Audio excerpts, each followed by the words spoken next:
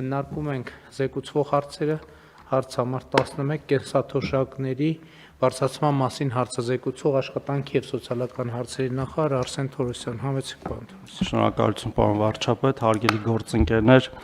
ձեր քննարկման եմ ներկայացնում երկու կառավարության որոշումներում փոփոխությունների նախագիծը, որի արդյունքում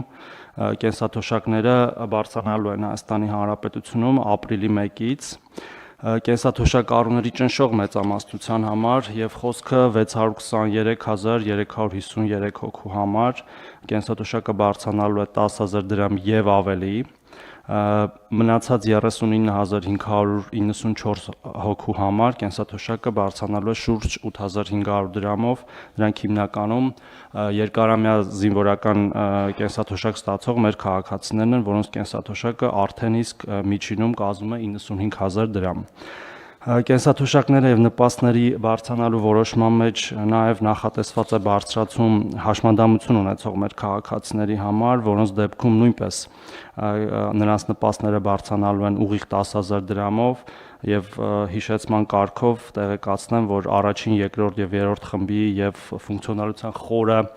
ծանր եւ միջին սահմանափակում ունեցող քաղաքացիների կենսաթոշակները այսօր 39, 37.5 եւ 36,000 դրամ են նպաստները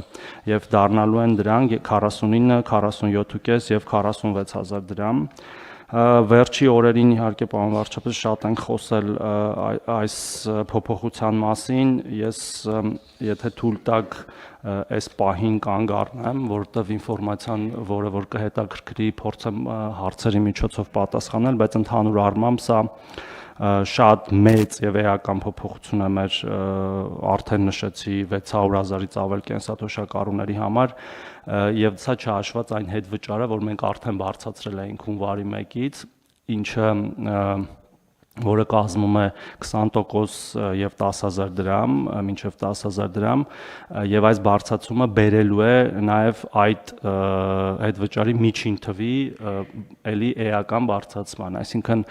ամեն յուրաքանչյուր դեպքում իհարկե կլինի տարբեր թվեր, բայց միջիններով եւ հնարավոր առավելագույններով դրանք բավական շոշափելի թվեր են յուրաքանչյուր մեր կենսաթոշակառուի համար։